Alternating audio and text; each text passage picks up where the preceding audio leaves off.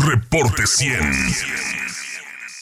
Justamente para platicar sobre la situación en la que se halla Rosario Robles, le agradezco al periodista Arturo Ángel de Animal Político que nos acepte una llamada esta mañana. Arturo, ¿cómo estás? Buenos días. Hola, ¿cómo están? Muy buenos días, un gusto estar con ustedes. ¿Qué significa esto de que se queda sin abogado Rosario Robles, Arturo? Sí, igual habría que precisar ahí, evidentemente, la intervención de este abogado Sergio Arturo Ramírez en el caso Rosario Robles. La verdad es que yo les diría que fue muy polémica desde el inicio, porque en realidad, hay que recordarlo, Rosario Robles actualmente está presa por un delito que un juez consideró que era un doble delito, que era el de haber omitido la firma, no haber actuado para frenar la firma de convenios cuando ella dirigía Sedesol y Sedato en el sexenio pasado, la firma de convenios que abrieron el paso para el desvío de más de 3,000 millones de pesos. Es decir, son cargos por un delito no grave, que son omisiones, aunque el daño evidentemente pues fue muy importante, y eso es lo que ha mantenido a Rosario Robles. Prácticamente están por cumplirse 2 años de que ella está en prisión preventiva, porque pues el caso no ha llegado ni a juicio, porque evidentemente Rosario Robles ha promovido varios recursos, y en ese caso ella siempre ha tenido abogados y lo sigue teniendo. En un inicio fue el abogado Julio Herrera, pero a las pocas semanas de que había arrancado este proceso, asumió la defensa el abogado Epigmenio Mendieta, que es el que oficialmente ha estado nombrado como su defensor ante los jueces desde un inicio, y es el que sigue siendo abogado de Rosario Robles. Es decir, Rosario Robles en realidad no se ha quedado sin abogado. La intervención de Sergio Arturo Ramírez se dio en un contexto en el que se dio a conocer que además del proceso que tiene abierto Rosario Robles, y que insisto, es el que la mantiene presa, había una orden de aprehensión en su contra por el delito de delincuencia organizada, también relacionada con estos desvíos del caso de la estafa maestra. Es una orden que hasta el día de hoy nunca le han notificado oficialmente a Rosario Robles, ni se la han ejecutado, pero se sabe, y también en la prensa lo hemos documentado, evidentemente lo hemos confirmado con fuentes, es una orden de aprehensión que existe. En ese contexto de la posibilidad de que surgiera un nuevo caso por delincuencia organizada, es donde este abogado Sergio Arturo Ramírez, que tiene experiencia en temas de delincuencia organizada, interviene asesorando a la familia de Rosario Robles y planteándoles que la mejor vía era una negociación con la fiscalía, la búsqueda de un criterio de oportunidad, como es el que, por ejemplo, ha buscado Emilio Lozoya, pues para que esta orden de aprehensión, que es así, es por un delito muy grave, no se ejecutara. Y es donde ustedes recordarán, en diciembre del año pasado, este abogado Sergio Ramírez pues dio declaraciones muy espectaculares en la prensa diciendo que Rosario Robles iba a denunciar a Videgaray, que sabía cómo él había operado toda la corrupción, y siendo muy fuerte en los señalamientos también contra Emilio Cebadúa, que era el operador de Rosario Robles, y que Emilio Cebadúa ha sido mucho más exitoso en la búsqueda de negociar un criterio de oportunidad. También es así que Emilio Cebadúa al día de hoy no está preso, y él sí ofreció una declaración ya donde acusa que había una estafa maestra, ¿no? Pero esta negociación, yo les diría que quien realmente la dificultó, pues no fue de inicio Rosario Robles, sino fue la propia fiscalía, que nunca aceptó sentarse a hablar con Rosario Robles en diciembre, que era cuando pues al parecer había un consenso de ella con este abogado Sergio Ramírez de sentarse a platicar y rendir una declaración. La fiscalía no aceptó, porque la fiscalía nunca ha cedido en su pretensión de que Rosario Robles tiene que pagar, quién sabe de dónde, ¿verdad?, pero tiene que pagar los más de 3,000 millones de pesos que se desviaron por culpa de las omisiones, presuntas omisiones en que ella incurrió, y eso impidió que hubiera una negociación.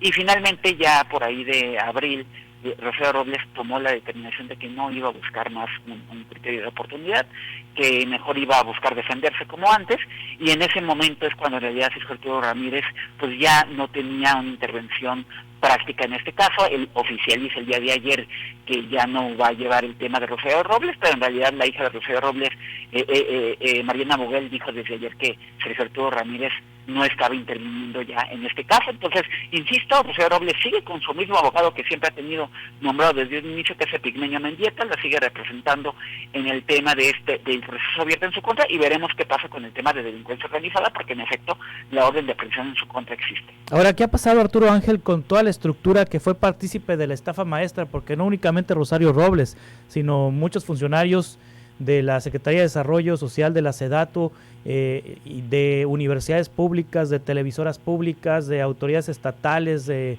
autoridades universitarias. ¿Qué ha pasado hacia abajo? La única persona que está en la cárcel en este momento es Rosario Robles. ¿Y qué ha pasado hacia abajo? Y particularmente te pregunto, ¿qué ha pasado con Telemax en el caso de Sonora, que fue partícipe de la estafa maestra? ¿Por qué no ha habido pues alguna situación que obligue a sus directivos, exdirectivos a rendir cuentas ante la autoridad judicial?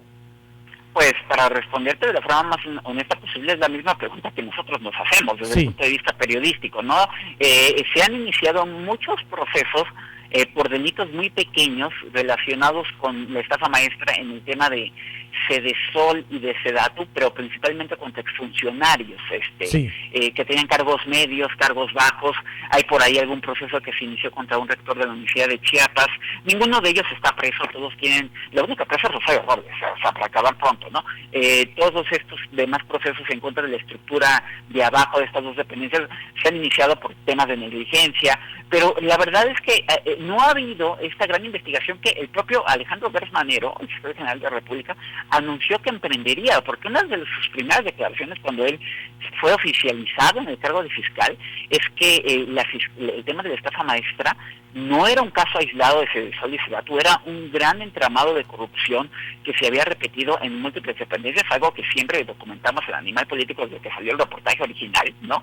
Y que como tal tendría que ser una investigación pues de gran envergadura, ¿no? Entendiendo esto como un sistema de corrupción que se repitió en múltiples dependencias del gobierno federal en el sexenio pasado, y hasta el día de hoy pues la estafa maestra más bien en los tribunales pues ha sido la estafa de Rosario Robles, porque incluso el caso de delincuencia organizada que le están imputando y por el que sí se giraron órdenes de aprehensión en contra del rector de la Universidad de Morelos, por ejemplo, pues es un caso que de nuevo solo tiene que ver con el tema de Sedatu, ¿no? Y la verdad es que hay más de una decena de dependencias, hay múltiples organismos públicos involucrados, no solo universidades, sino entes públicos como Televisora de Hermosillo, en fin, lo que tocas de mencionar, no solamente en Sonora, y hasta el día de hoy sabemos, incluso en la Fiscalía se creó una unidad especial para dar seguimiento a la investigación de la estafa maestra, que ha trabajado en coordinación con la Auditoría Superior de la Federación. Y hay que recordar, inicialmente es la auditoría la que detecta que hay muchas irregularidades en múltiples convenios firmados, ¿no? Con varios entes públicos, que hasta el día de hoy no ha habido en tribunales acciones judiciales en contra de todas las demás piezas de rompecabezas de la estafa maestra. El caso se sigue concentrando en el tema de Sedesol, Sedatu y de algunas pocas universidades, y evidentemente nosotros hemos insistido y hemos preguntado en varias veces a la Fiscalía qué pasa con los otros casos, y la respuesta oficial es que las carpetas de investigación están iniciadas, pero que hasta este momento todavía no se va a proceder en contra de los demás, porque el asunto sigue bajo investigación. Es decir, las investigaciones están, pero los resultados los seguimos esperando. Sí, aquí en el caso de Sonora, la Contraloría Estatal inhabilitó al exdirector de Telemax por 10 años para ocupar un cargo público al firmar estos convenios con la Sedatu y ser partícipe de la estafa maestra al desviar recursos de la televisora estatal que recibió a partir de la Sedatu a empresas fantasma, pero más allá de esta sanción administrativa no ha habido ninguna sanción de tipo penal. ¿En lo local se puede castigar la estafa maestra? ¿Hay un cambio de gobierno aquí? Es complicado porque, sí. Mira, a ver, como tú lo acabas de mencionar, ¿no? Evidentemente hay una actuación irregular de los servidores públicos en el ámbito administrativo, y en ese sentido, por supuesto, al ser servidores públicos locales, en este caso me refiero a los entes públicos locales, las fiscalías locales tienen toda la competencia, pero en efecto, como tú lo acabas de mencionar, este error administrativo tiene como consecuencia, o este error, esta negligencia o actuación dolosa, tiene como consecuencia el desvío de recursos públicos federales. Claro. Por lo tanto, estamos hablando de un delito en efecto.